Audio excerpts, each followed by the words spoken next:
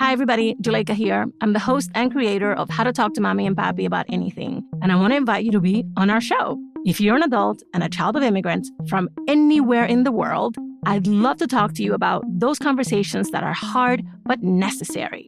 Things about politics, dating, career, parenting. Seriously, no topic is off limits. Send us an email at hello@talktomamipapi.com and let's get you on the show. That's hello@talktomamipapi.com. See you soon.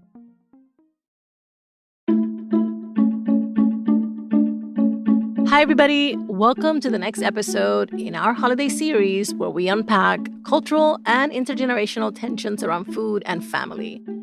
As we've been doing throughout the series, we're featuring one of our very own colleagues at LWC Studios. Today, it's Kori. Kori grew up in the Virgin Islands, where much of her extended family still lives. She has always been close to them, so it's hard not being able to join them for the holidays every year. As a way to stay connected, Kori's been trying to document and replicate beloved family recipes. But doing so is proving to be more difficult than she expected. Let's get into it.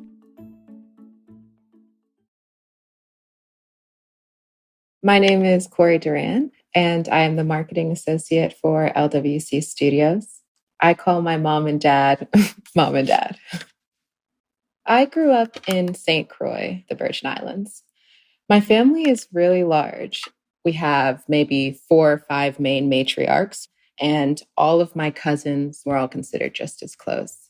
So food has always just been there with our family, especially in the Caribbean. It's a big thing, and it's a big funny thing to argue about it, of which family and which island makes the best meal.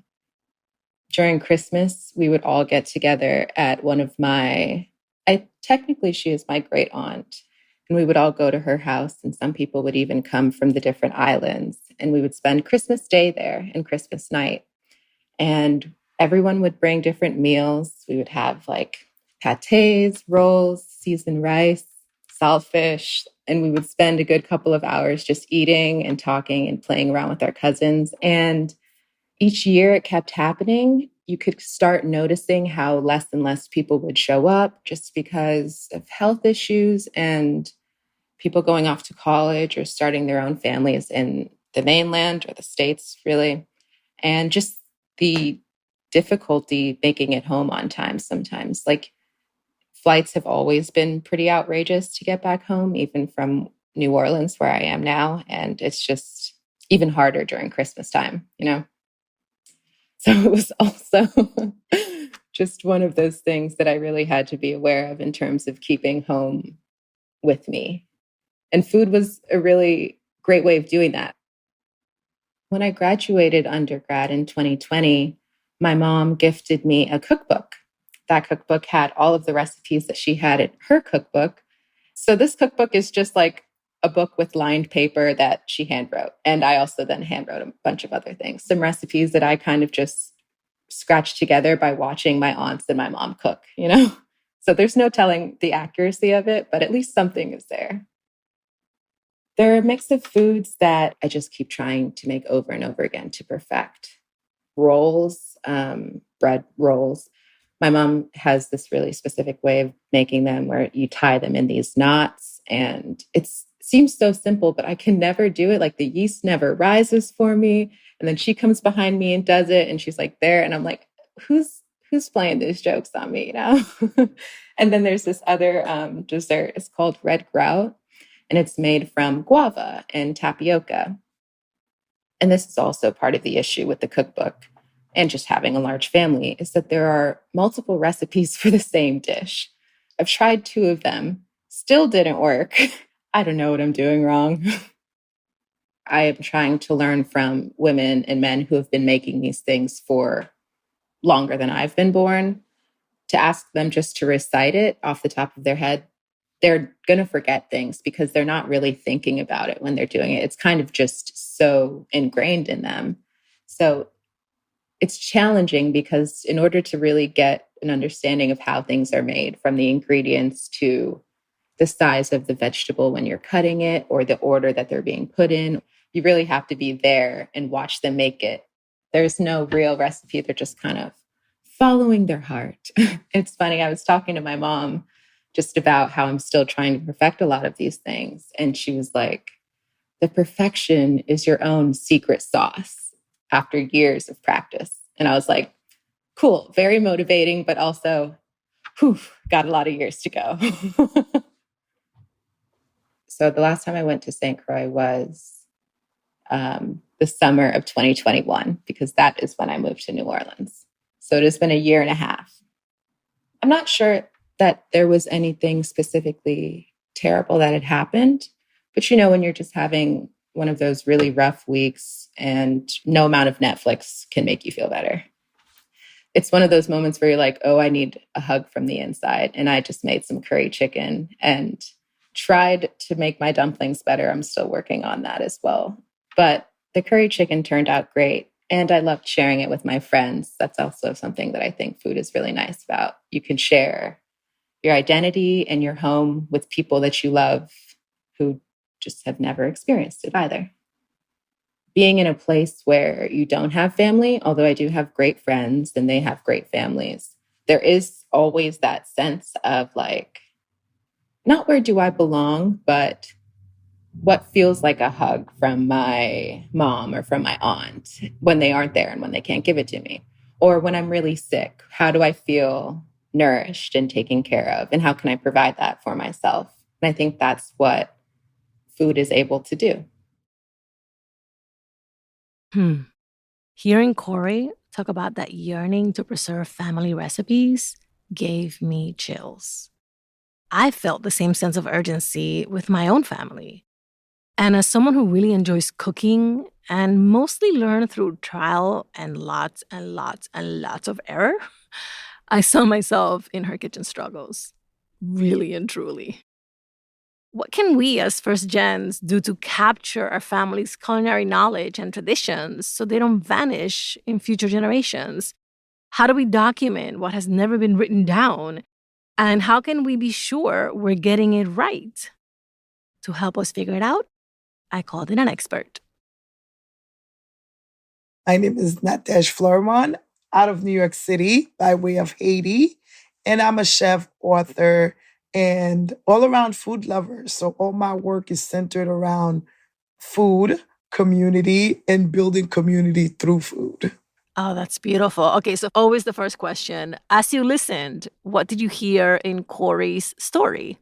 The same thing I hear in most immigrant stories, right? We're so hungry to really maintain that heritage. And food is such a strong part of our identity. People oftentimes, when we talk about soundtrack, we're thinking about the music. I'm like, really, food is the real soundtrack to our lives when you think about it, right? Oh, I love that. The communions, the family birthdays, even the funerals, the sadness, food is there. So hearing Kori, I was reminded of why I even got into food, because it was very unintentional. I was going to become a lawyer like a good immigrant child. I was born in Haiti, left at 7, came here to Brooklyn, which was like Little Haiti in New York. But then I went to the Upper West Side at Columbia University, very white university. And for the first time, I was meeting people that were not like me. And I didn't want to lose myself. I grew up with a single dad. So cooking was just part of our household. I wanted to cook those meals again and reconnect with home. But also I was like, this is also a great opportunity to share Haiti with others. And that became my life's work. So for someone like Kori, who is clearly so invested in preserving those traditions, the recipes, the methodologies that her family and her relatives have passed down, what do you think are some of the initial steps for her to begin to capture and to chronicle all of this wonderful knowledge and wisdom? I mean, it's some of the same methods I had to employ in writing my book, Haiti Uncovered, because I basically traveled Haiti to write that book.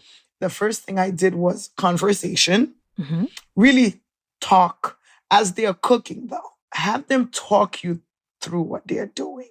Even if they're not giving you exact measurements. Pay attention. What are they saying? It's not just the ingredients, how you put it together. Yeah. When you put it in. The technique. The technique. And a lot of that comes with the nuance of experience or just special ways that cooks do certain things.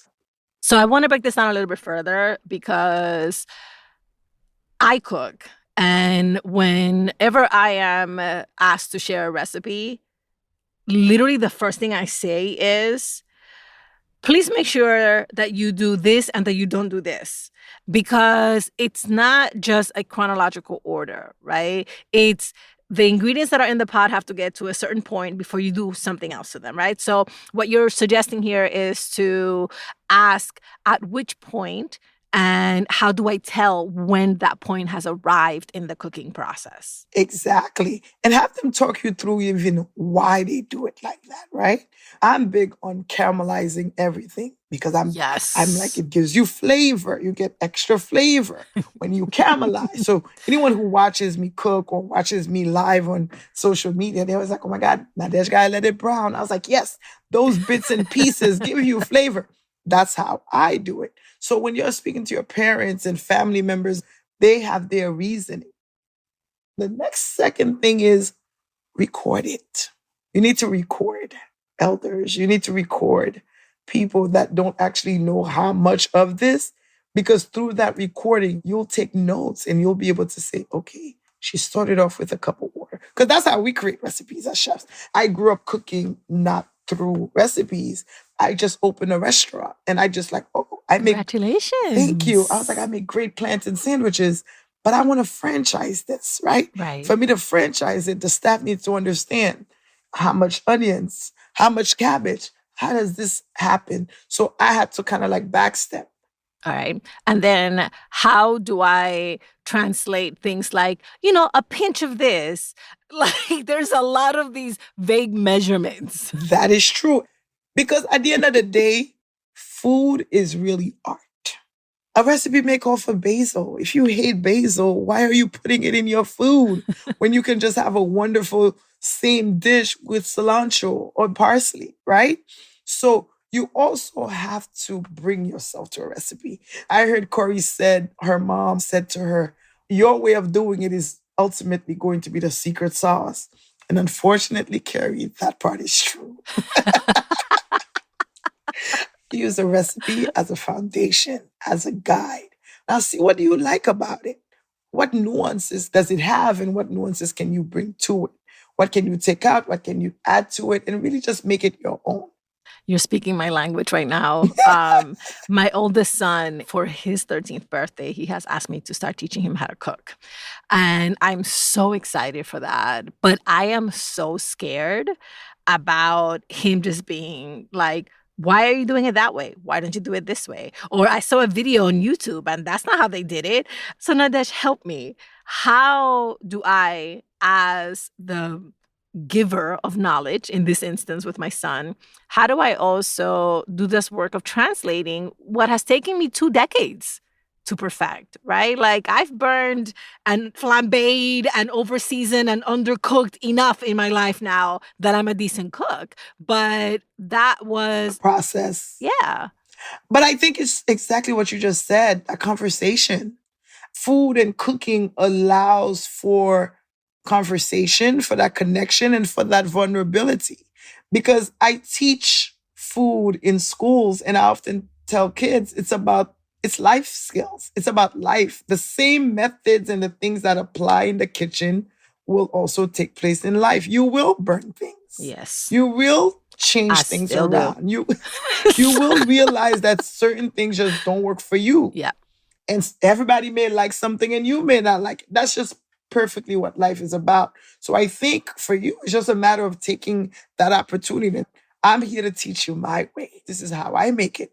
Now, don't take it as gospel either, because I want you to be able to implement a piece of yourself or create from it. What can you add to it? Would you do it? And ask those questions like, would you do anything different? It's also a way to really spark up their curiosity and really start getting them to think outside the box. Okay, but I'm going to push back a little bit on that in a friendly way, which is that throughout these conversations that we've been having on the Food and Family series, the question of maintaining the authenticity keeps coming up, right? Like, okay, but if I just change it, is it my family recipe? Is it the heirloom dish that has been passed down? Where do you stand on that? So this question of authenticity is oftentimes so funny because Haiti's independent soup, soup joumou, right, which is a squash soup. What I know, what I grew up in all my 41 years eating, and a lot of family members grew up eating, is it's that squash base with beef, some kind of meat, root vegetables, right? Mm-hmm. But vegetarians started like, I want to eat soup joumou too. I don't want meat in my soup joumou. And everybody's like, oh my God, it's not soup joumou if it's vegetarian. Only to find out the original soup joumou that was made in 1804 was vegetarian. Was a vegetarian version. So authenticity, like beauty is in the eye of the beholder, right? And not even, right? Because it's what's authentic to you. It will always vary from family. It will vary from regions. And then you get into the element of class, right? Oh, yeah. And economics, because people prepare food based on ingredients they have available. So authenticity, yes, there is a base, there's a foundation, but we also have to be open. We have to also evolve, right? And then also talk to multiple people in the family too, because through the different pieces and people, from them, you will be able to gather and create like, okay, this is where it all meets. All right, I have two final questions for you. And one is, some of the dishes from our home countries are really elaborate and really involved. And this is why we only make them on special occasions. But we do want to be able to experience some of those flavors and some of the techniques that are used. What is your best advice for, a novice or slightly less experienced cook about how to incorporate their home country flavors into how they just cook and eat? And what are the second part of the question is, what are some of the staples that you suggest everybody just keep in their kitchen to facilitate that? There's a lot more technology, I think, that we have available to us. Like, I still peel everything with a knife. But wow. I also realize I don't have to. Right. But that's because that's how I grew up eating it. Buy fresh coconuts, break open, take it out, blend it so I could get coconut milk to put in my rice. There's times I'm like, no, I'm getting me a can of coconut milk. It's just as good. If you want the flavor, trust me. You don't have to grate manually. Put the sucker in the food processor. Yes, buy your vegetables chopped up already. It's okay. If you can afford it, why not? Does it cost more money? Yes. Yes. But do I always want to be cutting onions and peppers if I don't have time? No. But I still want that flavor. So I think these are some of the things we can do. Like, understand what was done and what's the shortcut version. What are some staples that you think we should just have handy in our kitchen when we do feel like that yearning for something that calls home? For me, funny enough, as I'm speaking to you, hold on. Every time I go to Haiti, I come back with one of these. Oh, okay. I am looking at an absolutely beautiful pilon, which is what we call it. Yes. But it's a mortar and pestle, hand carved in wood. So for me, I need that because as much as I could blend my épis, because Haitian people have épis, which is similar to like a sofrito. We make that spice blend with our scallions or garlic, things like that. But for me, having this piece really just keeps me connected to how the process and what cooking really represented, which is also the time, the effort, the labor, and also the love. That's a beautiful note to end on. Nadege, what a pleasure to talk to you. Thank you for coming on the show. Thank you so much, Juleyka, for having me. All right, let's recap what we learned from Nadege. Talk through it. Have your relatives describe what they're doing as they're doing it while they're cooking, and have them explain to you why they're doing things the way they're doing it. Understanding their reasoning will help you learn their techniques. Hit record. The cooks in your family may not have exact measurements, but don't stress.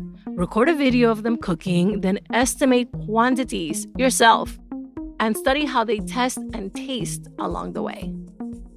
And remember, bring yourself to the recipe. Once you have the foundation, go ahead and change things up. Replace ingredients you don't like or don't have access to. Embrace shortcuts. Let your culinary adaptations begin new traditions.